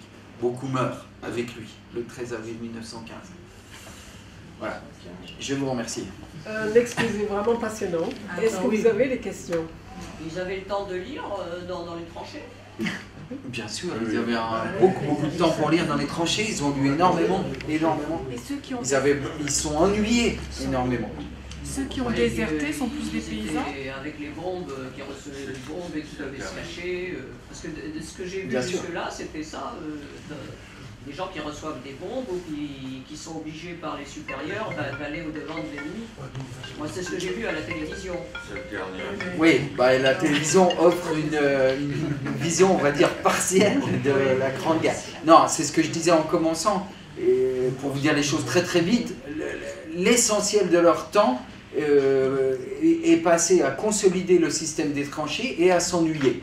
Ils passent entre 5 et 10 jours en première ligne, où là, effectivement, c'est plus compliqué pour lire, c'est sûr, voilà. Mais ils écrivent quand même, ils continuent à écrire des lettres, à tenir leur journal, leur carnet de guerre, etc., hein, y compris en première ligne dans la tranchée. Et puis entre 5 et 10 jours dans ce qu'on appelle l'arrière-front, qui sont les villages qui sont situés à entre 5 et 10 km en arrière des premières lignes, et où là, ils sont dans des granges, etc., etc., et là où ils se font envoyer des livres, et où même l'armée va petit à petit, au fur et à mesure que la guerre s'installe, installer des sortes de bibliothèques pour les soldats. Voilà. Est-ce qu'on peut en fait Attendez, il y avait une question avant. Je voulais savoir si parmi ces intellectuels, il y en avait au moins un qui se remettait en question, mais pendant la guerre justement, parce que c'est au moment qui remettait en question sa position d'intellectuel par rapport au peuple. Est-ce qu'il y en a un qui s'est posé cette question-là? Certains étaient, alors certains d'origine issus de milieux plus populaires par leurs parents, Louis Pergaud par exemple ou Guillaume Apollinaire, qui ne venaient pas de familles bourgeoises jeunes dans lesquelles ils avaient du personnel domestique à demeure, etc., etc. Eux étaient beaucoup plus proches des pratiques populaires et participaient. Beaucoup, Robert Hertz refusait par exemple de participer aux fêtes au prétexte qu'elles étaient trop alcoolisées.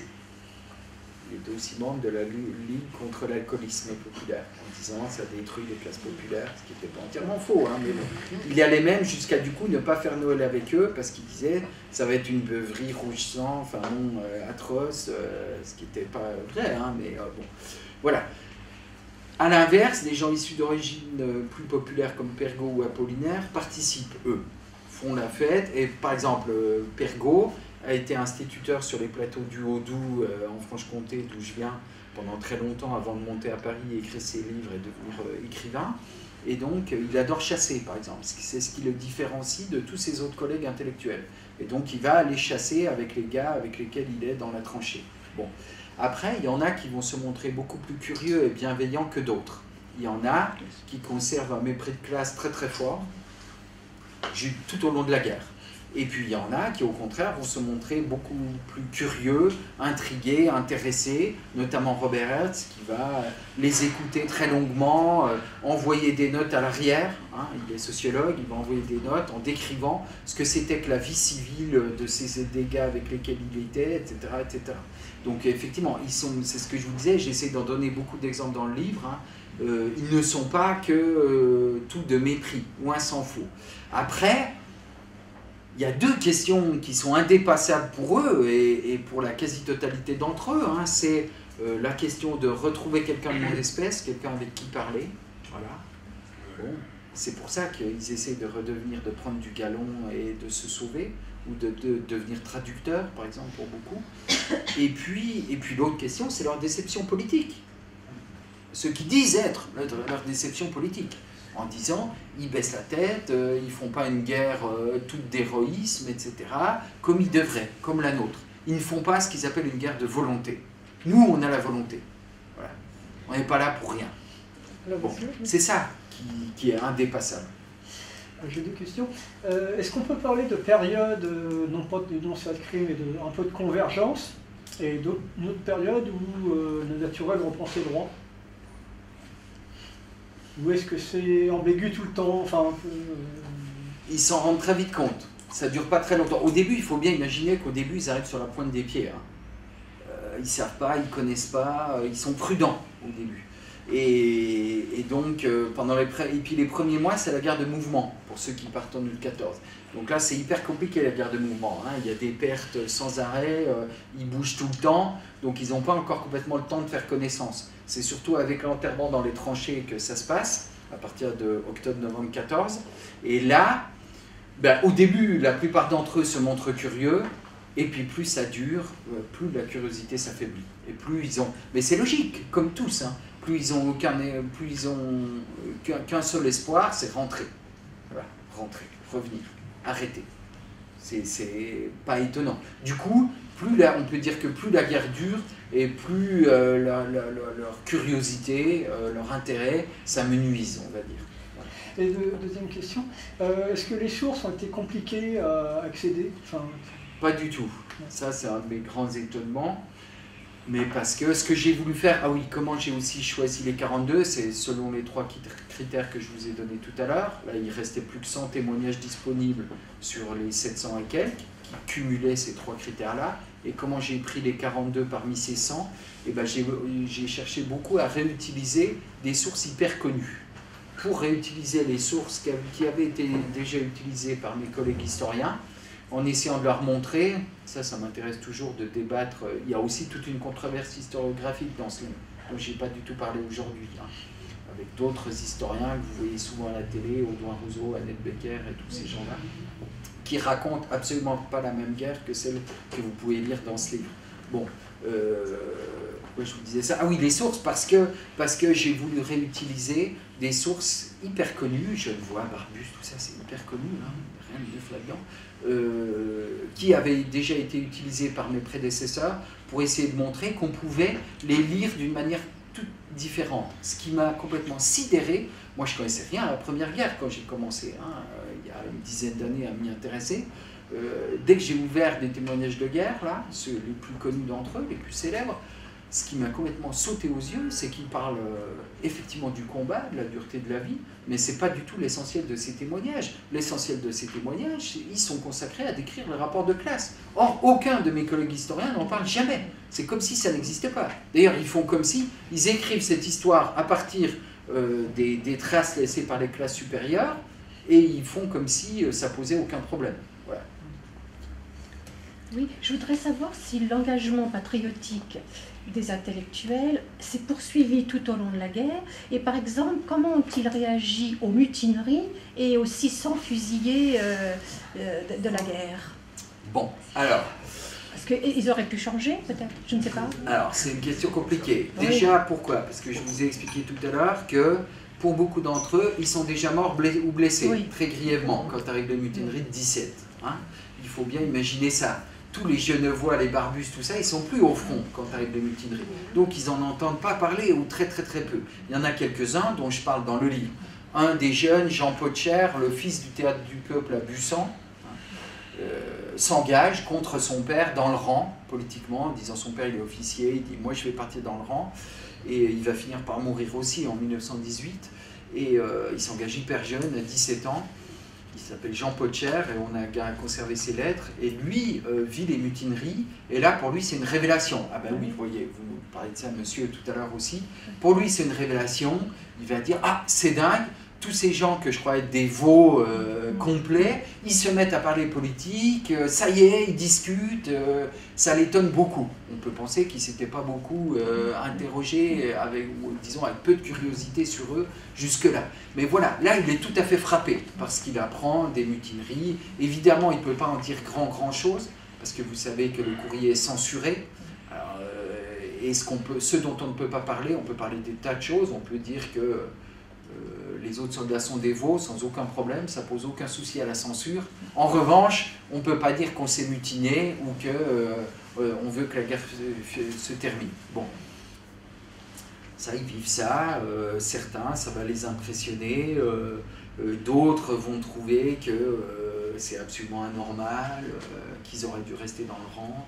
Il faut bien imaginer que ce qui différencie fondamentalement les mutineries dans tous les pays belligérants, en Angleterre, en France, en Allemagne, en Italie, des mutineries en Russie, ce qui change complètement la face du monde là-dedans, hein, c'est le fait que dans tous les pays belligérants, excepté la Russie, les officiers ne basculent pas, ne rejoignent pas le camp des mutins. Jamais.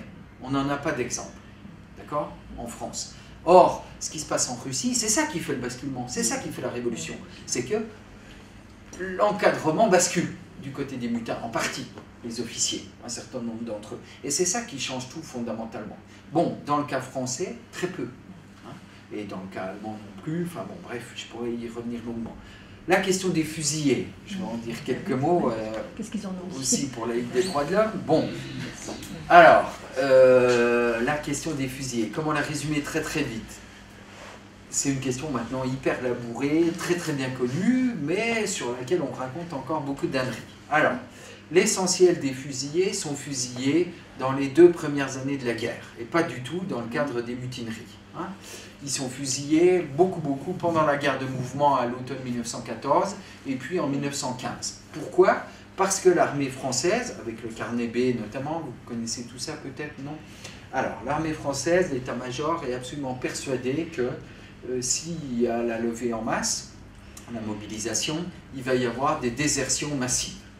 Notamment parce que les socialistes vont appeler à la désertion, les anarchistes, les syndicalistes et tout, vont appeler à la désertion, à ne pas y aller, et donc il faut les surveiller. Donc le ministère de l'Intérieur a établi ce qu'on appelle, avec les renseignements généraux, hein, le carnet B, c'est-à-dire une liste, un carnet sur lesquels sont inscrits les noms des militants socialistes, avec l'obligation de les arrêter dès qu'on décrète la mobilisation générale, de les mettre en tôle. Comme ça, ils ne peuvent pas appeler à la désertion et on aura moins de problèmes. On ne va pas mettre en œuvre le carnet B en août 14. Pourquoi? Parce que le gouvernement constate tout de suite qu'il y a ce qu'on appelle l'union sacrée. C'est-à-dire qu'y compris les... Vous savez que Jaurès est tué le 31 août, malheureusement, et bon, c'est pas ce qui se serait passé. Hein. Mais du coup, les socialistes vont appeler à l'union sacrée très très vite. Maurice Barrès va aux obsèques de Jean Jaurès. Donc c'est ça l'union sacrée. Il va aux obsèques de Jean Jaurès, bon, ce qui était tout à fait improbable avant 14. Et donc, en gros, le ministère de l'Intérieur dit « Ah bah, c'est bon, on n'a pas besoin de les arrêter, puisqu'ils y vont tous. » C'est ce que raconte très bien Léon Vert dans Clavet de soldat. Hein, il raconte ça et on le comprend très bien. L'ennemi est sur le territoire national, il y a une pression incroyable de la société française pour y aller. On ne peut pas, il faut bien imaginer que ne pas y aller, c'est impossible en août 1914. Léon Vert raconte ça, il a 2 conversations avec un de ses collègues fonctionnaires et avec un autre militant socialiste. Et c'est terrible et tragique, il dit, dans les 2 cas, la conversation s'est terminée par « Et quel jour tu pars, toi ?» Ils reçoivent un petit papillon de mobilisation et ils doivent partir 2 jours après. On n'a pas le temps hein, de s'organiser, de réfléchir, etc. etc. Jaurès est tué, c'est une effervescence complètement folle. Et voilà, et ils y vont. Pourquoi je vous dis tout ça? Parce que l'armée, en plus de cette affaire du carnet B, donc dit, eh ben, il faut maintenir une discipline extrême, parce que sinon, on sait très bien qu'il va y avoir des tas de mauvaises têtes dans les rangs, qui ne vont pas vouloir y aller, monter à l'assaut et tout ça. Et donc, à la moindre défaillance, il faut être impitoyable et condamné à mort.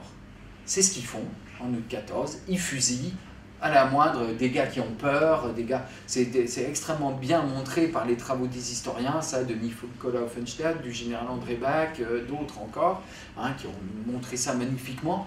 Il faut bien voir que les soi-disant déserteurs et tout, c'est pas du tout des militants hyper... C'est des gars qui ont eu peur, quoi, juste, voilà, ils ont eu peur, ils se sont sauvés parce que c'était une folie furieuse. Parce que c'était des bombardements, des mitrailleuses sans arrêt, parce que voilà.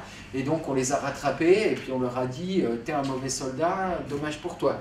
Et donc on te fusille.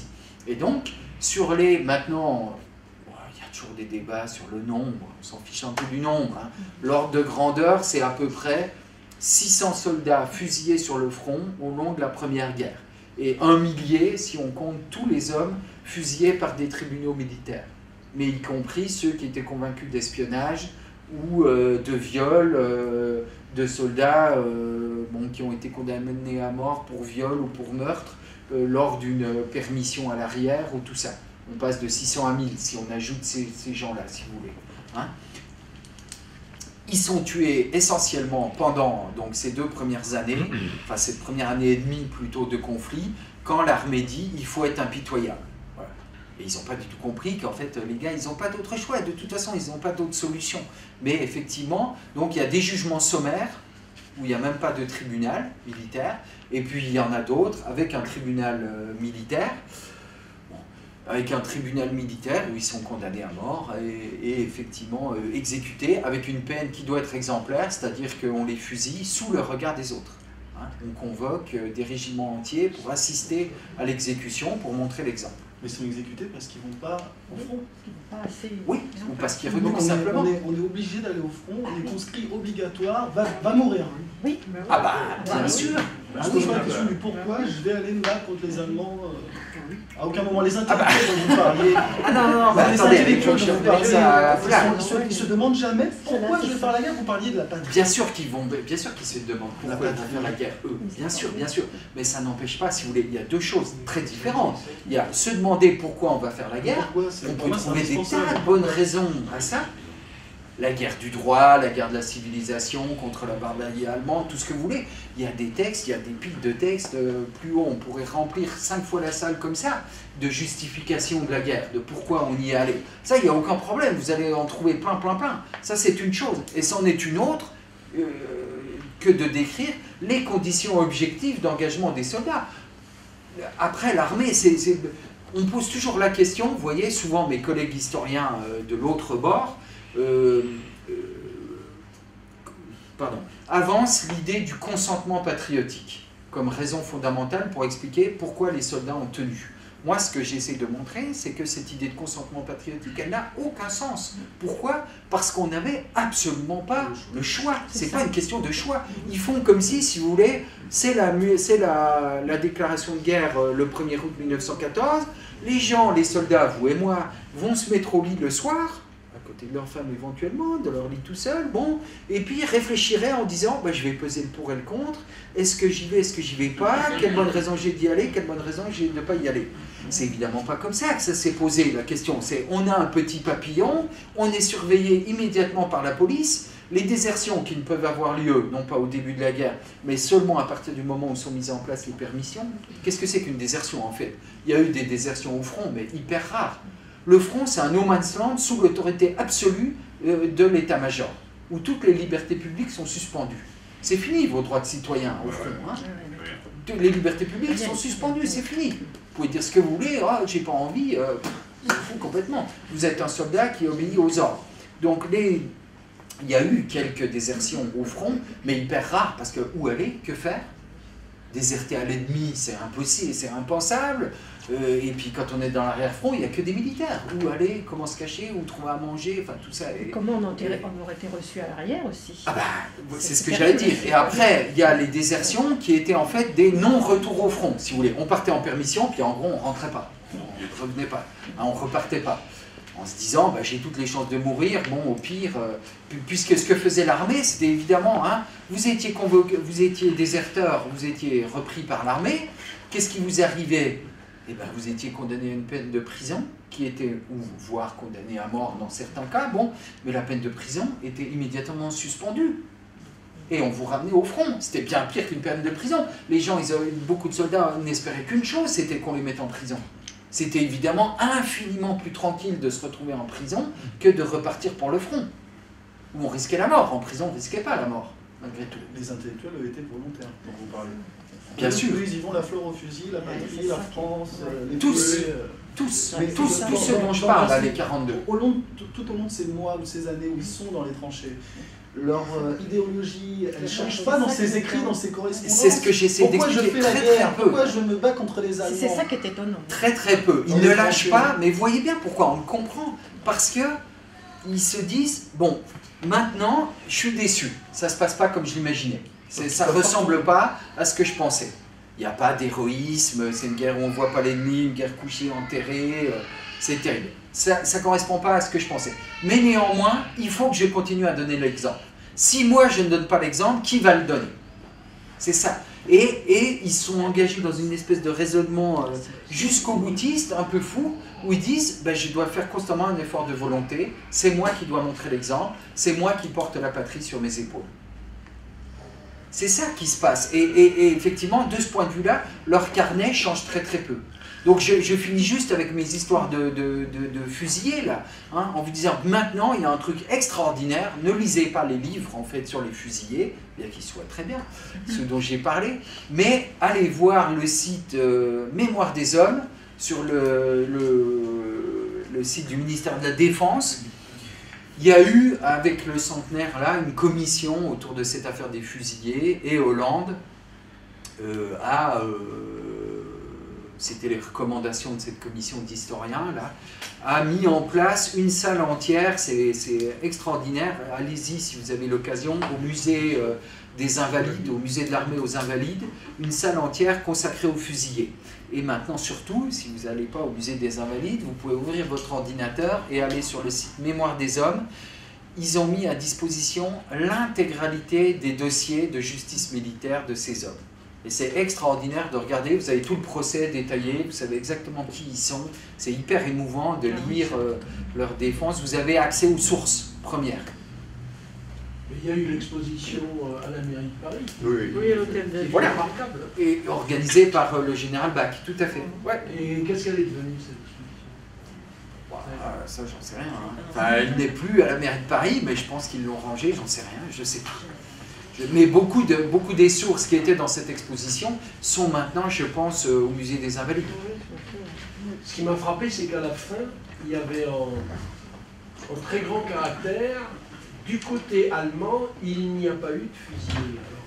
Est-ce vrai? Enfin, ou il y en a eu beaucoup moins? Il y en a eu moins, il y en a eu moins, il y en a eu moins. Mais il y en a eu quand même. C'est vrai, c'était marqué en énorme, ça va? Bon, écoutez, je ne suis pas spécialiste de l'affaire, donc je ne vais pas dire de bêtises. Moi, je voulais intervenir sur les histoires de classe. Ça ne me surprend absolument pas, parce que il ne faudrait pas croire que dans la société d'aujourd'hui, alors c'est plus les classes d'avant comme analysées par Marx, etc., mais les classes socio-culturelles, c'est fondamental dans la société d'aujourd'hui. Toutes les études sociologiques sur qui épouse qui vit avec qui est en relation avec qui. Récemment, il y a eu des sociologues du 93 qui ont fait toute une étude dans le 8e, là, pour analyser comment ça se passait. Tous les rapports de copains-copains et comment on trouve beaucoup plus de boulot quand on habite le 8e que quand on habite le 9-3. Mais c'est évident. Et moi, je me dis que là-dessus, la société... Mais c'est pas moi qui vais vous donner tort, simplement, chaque fois que j'ai fait une conférence comme ça, chaque fois, là c'est pas arrivé, mais peut-être ça va arriver, n'hésitez pas si vous voulez porter la contradiction, il y a quelqu'un qui finit par lever la main en me disant « C'est très bien ce que vous nous avez raconté, mais moi je pensais, ou mais moi j'ai lu des tas de trucs qui montrent exactement l'inverse. » Alors à chaque fois je lui dis « Ah mais où est-ce que vous avez lu ça ?» Et voilà, et récemment, je vais très vite, il y a un monsieur que j'ai rencontré là à Bordeaux dans ce cadre-là qui m'a dit « Mon grand-père était officier et on a gardé toutes les lettres de ses soldats, de son ordonnance, etc. Qui racontent combien ils étaient amis, s'entendaient bien, etc. » Je lui dis, c'est hyper intéressant, envoyez-les moi, et on continuera à discuter. Il me les a envoyés, et on voit, c'est extraordinaire à quel point les gens peuvent relire des choses, où dans ces lettres, toutes, je pourrais vous les montrer, je les ai là, tout transparaît la distance sociale. C'est dingue, tout le vocabulaire, la manière d'écrire, est une manière d'écrire en s'inclinant, quoi, devant, ce qui ne me surprend absolument pas, hein. Mais lui, lit ça sous l'idée, ils étaient copains. Ils n'étaient pas copains, hein, bon. Oui, bon, il est midi 10. Est-ce que... privez pas monsieur de sa question, quand même. Voilà, bon, monsieur. Les questions, j'en ai plein, mais je vais garder pour moi. Il y a juste, effectivement, l'armée met en ligne tous les carnets militaires de tous les morts. Non, oui, tous les soldats, ceux qui sont morts ou pas, à partir du moment où il y a un siècle. Oui, la classe 14, les fiches matricules. La classe, alors il faut le nom, la classe et le lieu, qui n'est pas forcément la ville, ni même peut-être pas le département. C'est-à-dire en 1990, pour Antony, c'était Versailles par exemple. Voilà, il faut trouver le lieu, mais on peut avoir au bout d'un siècle la totalité de la vie du soldat. Et bon, parfois il paraît que c'est très riche. Oui, c'est très riche. Ça s'appelle les fiches matricules. C'est ce qui a été conservé pour chaque soldat, en gros, toute son histoire militaire. Mais vous avez des tas de choses sur sa vie civile aussi. Par exemple, son niveau d'éducation précis, sa profession, etc., sa profession au retour de la guerre, ses blessures, tout ce qui lui est arrivé, ses incidents avec la hiérarchie s'il en a eu, voilà. Et alors il faut un nouveau portail qui est lui sur le, je ne sais pas pourquoi ils n'ont pas mis au même endroit, mais bon, qui est lui sur le site du ministère de la Culture, je crois, où il y a maintenant toutes ces fiches matricules accessibles pour 21 départements. Et elles vont l'être, mais là pour toutes les classes, ils vont élargir, y compris aux classes antérieures, jusqu'aux classes 17, les plus jeunes, 17-18, qui sont partis le plus tardivement. Pour l'instant, c'est pour 21 départements français, et en 1918, il y aura l'intégralité de la France. Et vous n'êtes même pas obligé d'avoir une idée très très précise du lieu ou des dates, etc. Il suffit que vous ayez un nom et prénom, et par tâtonnement, sauf si vous appelez Henri Martin. Mais si vous avez un nom moins connu, pour votre grand-père, arrière-grand-père, tout ce que vous voulez, vous entrez juste son nom et son prénom, et par tâtonnement, il n'y en a pas, même s'il y en a 30, vous allez finir par trouver le bon, et avoir effectivement cette fiche matricule qui est une source hyper intéressante. Cette fiche matricule, on peut la trouver aussi pour les soldats qui étaient dans les Dardanelles? Tout à fait, s'ils sont soldats métropolitains. Bien sûr, ça ne change rien. Mon grand-père était en Algérie. Il était français. Oui. Bien sûr, vous avez tout ça. Vous avez tout ça. J'ai pas entendu le site tout à l'heure, c'était le site du ministère de la Défense. Je ne sais pas si c'est qu'il y avait des classes sociales du côté allemand, parce que c'était la royauté. Bien sûr, plus marqué que chez nous encore, parce que là, il faut bien vous imaginer qu'en France, on est quand même déjà dans un cadre républicain, c'est-à-dire dans un cadre où des gens qui sont issus du peuple, mais passent les concours un peu scolaires dans l'armée pour devenir officier, peuvent devenir officiers. C'est tout à fait impossible pour un homme du peuple de devenir officier dans l'armée allemande ou dans l'armée britannique à l'époque. Dans la grande division d'ailleurs. Voilà.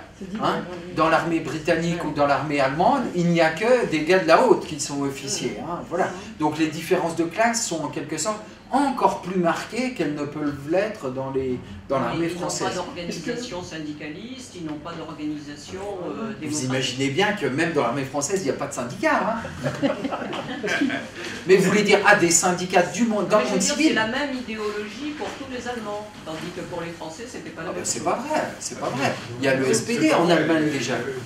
Il y a les socialistes qui sont au contraire hyper bien structurés, etc., Il y a des forces de gauche très puissantes d'un certain point de vue, plus organisées et plus puissantes qu'en France à l'époque, en 14 en Allemagne.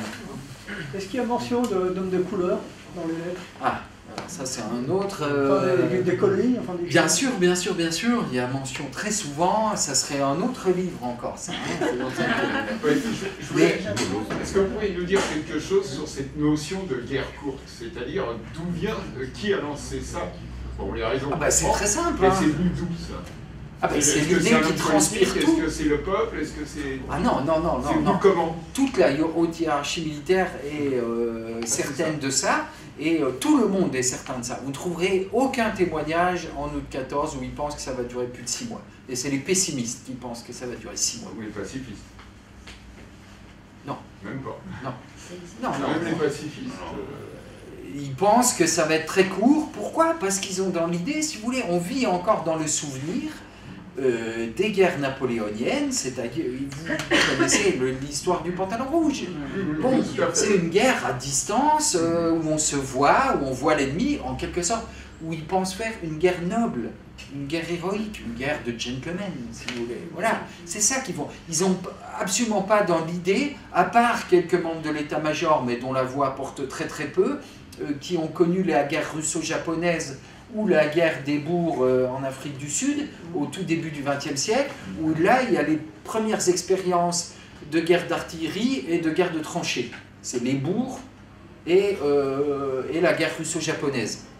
Bon, mais ils se disent, c'était loin, c'est mal connu, c'est machin truc, et ils pensent encore qu'on va faire une guerre napoléonienne, comme on faisait la guerre au temps de Napoléon, avec une place, par exemple, l'armée française est encore organisée, c'est complètement bouleversé au long de 14-18, avec une place tout à fait importante de la cavalerie, qui est l'arme la plus noble encore en 14. Tous les Saint-Syriens, avec leur casoar, leur machin truc, ils s'engagent dans la cavalerie, qui est l'arme noble, l'arme de la classe, où on a son cheval, tac tac tac, au galop, machin truc.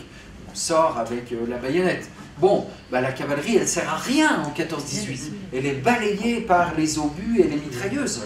Voilà. Et donc, au contraire, hein, et ils mettent au début une guerre d'infanterie, avec des milliers et des milliers d'hommes, des centaines de milliers d'hommes, qui va ne plus représenter en 1918 que la moitié des soldats engagés, l'infanterie. Alors qu'au début de la guerre, c'est des bataillons entiers, parce qu'ils sont persuadés, c'est pour ça qu'il va falloir beaucoup d'années pour qu'ils changent leur état d'esprit, l'état-major, qu'ils comprennent qu'ils sont dans une stratégie, si vous voulez, de ce qu'on appelle la percée. On va percer, on s'installe dans le front, et puis un jour, l'idée c'est de dire, il faut percer le front. Et puis après, on ira jusqu'à Berlin. Bon, et de grignotage, donc ils grignotent des petits bouts, machin. Et le chemin des dames en 17, c'est encore ça. C'est la dernière fois qu'on a l'idée de cette percée. Donc là, la percée, c'est Verdun, c'est la Somme. Hein, le chemin des dames, c'est rassembler des milliers et des milliers de soldats, 10 divisions, au même endroit, enfin au même endroit, vous voyez, sur un espace restreint du front, et puis dire, on va faire un assaut massif. Et ça échoue à chaque fois, parce que les défenses sont hyper fortes, hyper bien constituées. Donc jusqu'en printemps 17, le chemin des dames, ça échoue irréductiblement. Et ils mettent énormément de temps à penser les choses autrement, à réorganiser complètement l'armée autrement, avec un rôle beaucoup plus important de l'artillerie, des mitrailleuses, puis vont venir les chars d'assaut, etc., etc. Des armes qu'on n'a pas encore en 14.